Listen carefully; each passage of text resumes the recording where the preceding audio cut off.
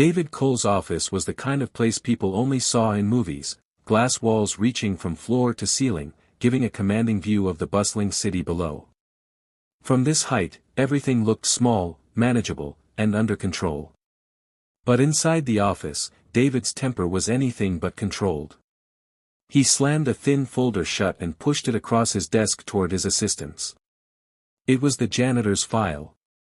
Always late. Sloppy. Replace him, he barked, his voice cold and dismissive.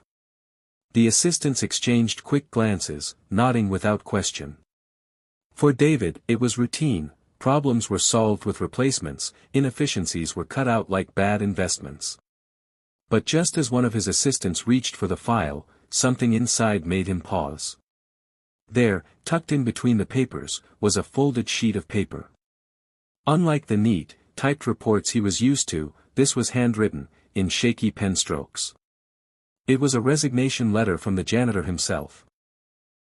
David skimmed it briefly. It wasn't polished or professional. In fact, the words were almost painful to read. It spoke of gratitude for the job, of regret for being late, of a man who seemed to carry burdens much heavier than missed hours on a schedule. David leaned back in his chair, frowning. He couldn't explain why, but the letter stuck with him. Maybe it was the humility in the words, or the way they sounded almost like a plea rather than a resignation. Against his usual instincts, David decided he would confront the janitor himself.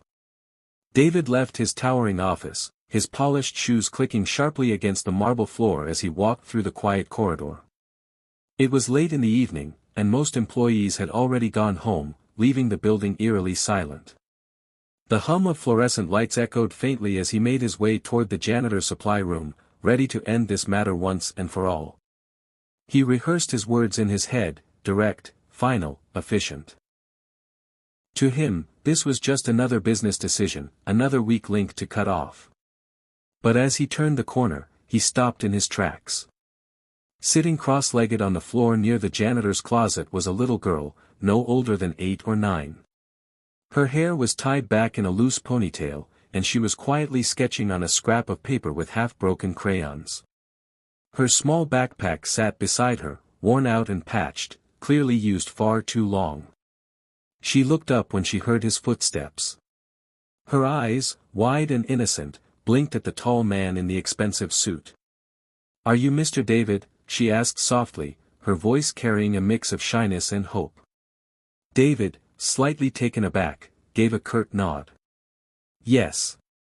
And you are?" The little girl's lips curved into a faint smile. "I'm waiting for my dad. He works here." She pointed at the janitor's door before lowering her gaze back to the drawing in her lap. For the first time that evening, David felt his rehearsed words falter. David's chest tightened as he looked at the child sitting so calmly in the empty hallway. He cleared his throat, forcing his voice to stay steady. "Your father won't be working here anymore," he said, each word clipped, almost mechanical. It was the same tone he used to deliver bad news to employees, investors, anyone who failed his expectations. The little girl froze, her crayon slipping from her fingers. She stared at him, her eyes glistening as if she was trying to make sense of the words. A silence hung heavy in the air, the kind that made even David shift uncomfortably. Then, with trembling lips, she whispered 4 words that cut deeper than any corporate failure. "Please, don't fire Daddy." Her small voice cracked, and in that moment, David felt something inside him shatter. He had heard desperate pleas before, in negotiations, in boardrooms, but never like this. These weren't words of strategy or manipulation. They were pure, raw, and spoken from a place of love. The girl clutched her worn-out backpack to her chest, her eyes fixed on him with a mix of fear and desperate hope. For a man who had built an empire on logic and profit, David suddenly found himself unable to respond. The 4 words echoed in his mind, louder than the ticking of the clock on the wall, louder than the noise of the city outside. For the first time in years, the Millionaire CEO felt powerless. Just then, the janitor came rushing down the hallway, his face flushed with worry. "Emily, he called, kneeling beside the little girl. He glanced up at David, breathless and embarrassed, realizing who was standing there. "I'm so sorry, Mr. Cole," he stammered, pulling his daughter close. "She shouldn't be here. I told her to wait quietly." David crossed his arms, trying to mask the discomfort stirring inside him. "You're late again," he said coldly. "Do you have any idea how much that costs this company?" The janitor lowered his gaze, his hands tightening around the straps of his worn uniform. "I know, sir. And I'm truly sorry. But I can't help it." His voice cracked as he spoke, but he forced himself to continue. "Every morning, I take Emily to the hospital before coming here. She's sick. The treatments take time, and I try to rush, but sometimes I miss the start of my shift." David blinked, his sharp response caught in his throat. He looked at the girl again, her frail arms wrapped tightly around her father, her head resting against his chest. Suddenly, the resignation letter made sense, the shaky handwriting, the tone of quiet defeat. The janitor hadn't been careless. He had been carrying a burden far heavier than late hours or missed duties. The hallway felt smaller, quieter, as if the entire building was holding its breath. For the first time in years, David Cole saw not an employee, but a father fighting silently for his child.